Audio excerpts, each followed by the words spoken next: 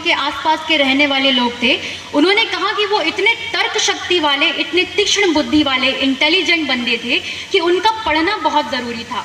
इसलिए उनकी पढ़ाई आगे करवाई गई। उन्होंने एक ब्रिटिश स्कूल में एडमिशन लिया। 13 साल की एज में उनकी शादी कर दी गई 9 साल की माता सावित्रीबाई फुले से।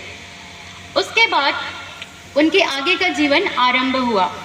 21 साल की एज में जब ज्योतिराव फुले ने देखा कि माता सावित्रीबाई फुले को पढ़ने में बहुत शौकीन थी और पढ़ने में बहुत इंटरेस्टेड थी, तो उन्होंने अपनी पत्नी को पढ़ाना शुरू किया। कहीं ना कहीं आपको मैं आज से 130 साल पहले लेकर चलती हूँ, जहाँ पे उस समाज में महिला की स्थिति बहुत ही दयनीय थी। आज जो इस मंच पे खड़े होकर मैं आपसे बात कर पा रही हूँ, अपनी बात आपके समक्ष रख पा रही हूँ, उस टाइम ये अधिकार उनको था ही नहीं। उनको घर से बाहर जाने का अधिकार नहीं था, तो पढ़ाई तो बहुत दूर की बात थी। पढ़ाई करना बिल्कुल भी अलाउ नहीं था लड़कियों को। लेकिन इसमें आगे आए ज्योतिबा राव फुले और उनका साथ दिया उनकी पत्नी माता सावित्रीबाई फुले ने। इन दोनों ने पहला गर्ल्स स्कूल बनाया जहां पे लड़कियां एडमिशन लेकर पढ़ाई कर सकती थी। उसके बाद जब आप जानते हैं, जब भी कोई अच्छा काम करते हैं तो विद्रोह हमेशा होना आवश्यक होता है। तो विद्रोह तो होना था, विद्रोह हो गया। जो बाकी की 3 पीढ़ी थी, ब्राह्मण, क्षत्रिय, वैश्य और शूद्र, ये 4 आप जानते होंगे, इन लोगों ने विद्रोह करना शुरू कर दिया कि ये क्या नया लेकर आ गए, महिलाओं को पढ़ने का कोई अधिकार नहीं है, पढ़ाई नहीं कर सकते।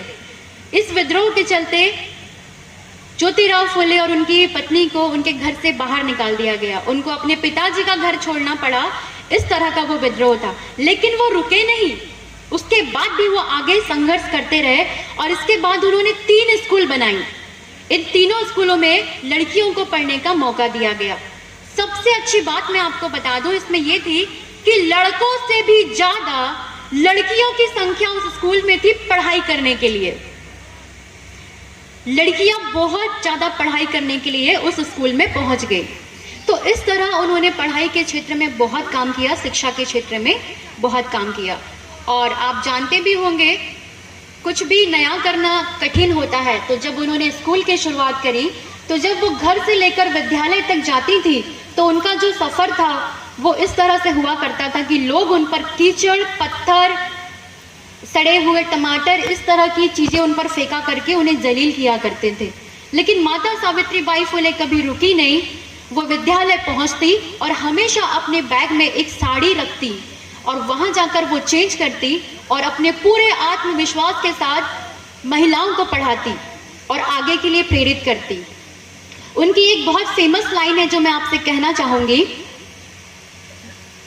वो मुझ पर पत्थर और कीचड़ फेंकते रहे, वो मुझ पर पत्थर और कीचड़ फेंकते रहे, मैं भारत की बेटियों को पढ़ाती चली गई, मैं भारत की बेटियों को पढ़ाती चली गई।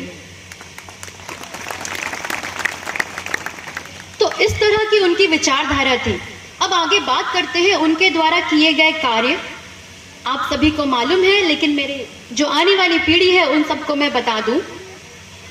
उन्होंने सत्य शोधक समाज की रचना करी, जहां पे समाज को आगे पुनरुत्थान किया जाए, समाज की कुरीतियों को अलग किया जाए।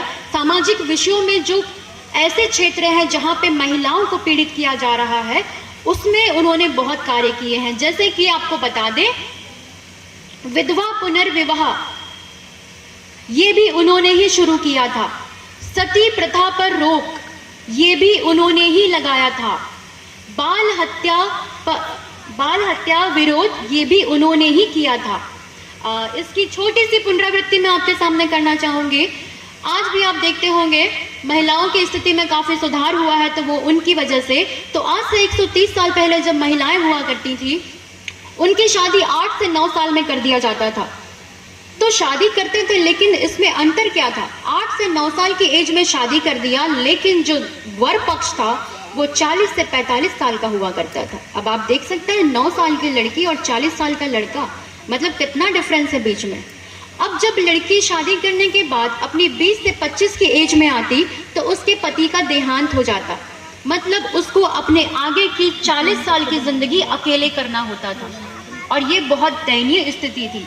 इसलिए ज्योतिराव फुले ने ये प्रथा निकाली कि विधवा पुनर्विवाह करवाया जाए, उन्हें अपनी जिंदगी जीने का अधिकार है। ये था उनका